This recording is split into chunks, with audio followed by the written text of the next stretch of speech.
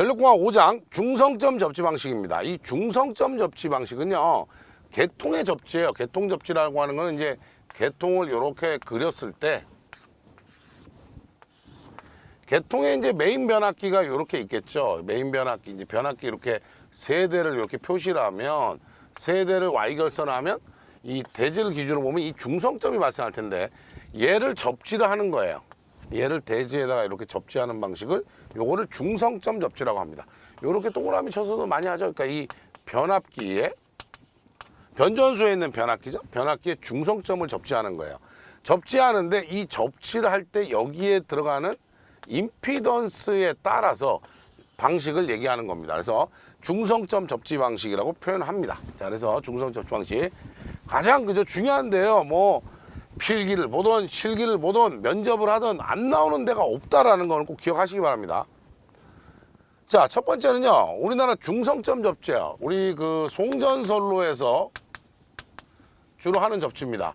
송전선로에서 하는 접지는 중성점 접지 방식이라고 표현을 하고요. 거기에는 총 4가지예요. 비접지 방식이 있고, 직접 접지 방식이 있고, 저항 접지 방식이 있고, 그 다음에 소 리액터 접지 방식이 있습니다. 많이 쓰진 않지만 그래도 아직도 남아있다 이거죠, 일부는. 그죠? 그래서 대부분은 우리나라는 직접 접지입니다. 자, 이거는 이제 송전선로 중성점 접지 방식이라고 하는데요. 이 중성점 접지는 송전선로는 우리가 몇 상 몇 선이라고 그랬어요? 3상 4선식이에요. 배전선로는 나중에 8장 가면 배우시겠지만, 배전선로는요 3상 4선식입니다. 4선식이라고 하는 것은 중성선이 하나 포함된다는 건데요. 이런 경우에는 중성선에다가 다중접지를 하는 방식을 씁니다. 그래서 이 방식도 일종의 직접 접지이긴 하지만 방식 자체 이름은 완전히 달라요. 그래서 2가지 반드시 확인하시고요. 자, 그래서 지금부터 그죠? 중성점 접지 방식에 대해서 얘기를 합니다.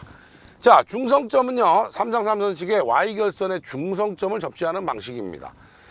총 4가지 방식으로 얘기했는데, 첫 번째는 비접지 방식이에요. 비접지라고 하는 것은 뭐냐면, 접지 임피던스가 무한대에 가까우면, 굉장히 크면 뭐예요? 지락전류가 흐르지 못하겠죠. 얘가 임피던스가 너무 높으니까. 이런 경우를 얘기하는 거예요. 2번째, 직접 접지 방식은, 직접 접지 방식이 이제 시험 문제 가장 많이 나오죠. 그래서 직접 접지 방식 시험 문제 가장 많이 나오는데, 얘들은 접지 임피던스가 거의 제로에 가까워요. 제로에 가깝다는 건 뭐예요? 그냥 대지하고 어떻게 돼 있는 거예요? 선으로 그냥 연결돼 있다, 이런 뜻이에요. 그러니까 지락전류가 굉장히 큰 전류가 다 흘러버리겠죠, 이쪽으로. 우리나라는 이걸 합니다. 그래서 3번째는 뭐냐? 저항 접지 방식이에요. 접지 임피던스가 어떻게 돼요? 저항의 크기와 같은 거죠. 4번째는요, 소호 리액터 접지입니다.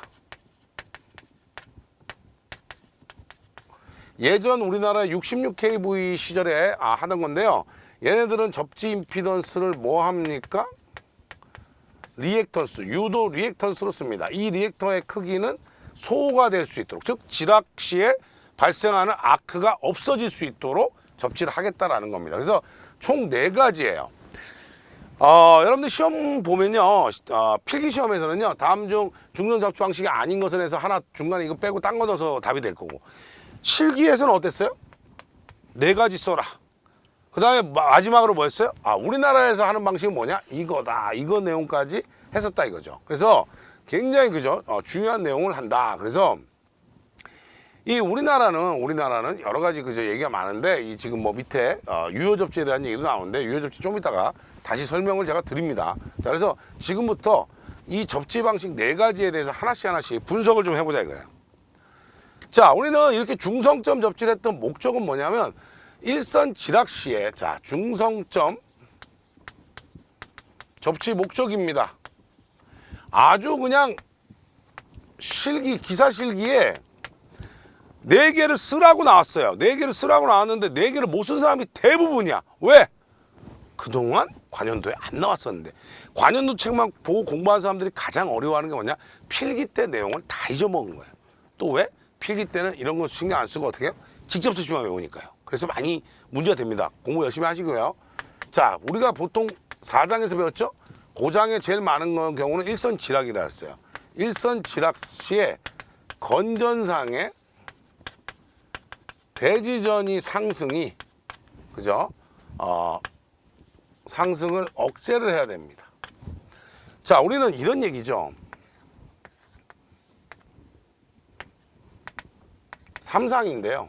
A상, B상, C상인데 A상이 지락이 돼버리면 이제는 여기가 0V가 돼버리죠. 그러면 어떻게 돼요? B상의 전이 C상의 전이가 올라갈 거예요. 얘에 비해서 얘는 몇 배니까? 루트 3배니까 올라갈 거란 말이에요. 이걸 막기 위해서 접지를 해두라는 얘기입니다. 그래서 일선 지락 시에 건전상의 대지전이 상승을 억제하기 한다는 것은 결국은 뭐예요? 지락이 돼서 나머지 멀쩡한 상, A상이 지락이 되면 B상, C상이 건전상이죠.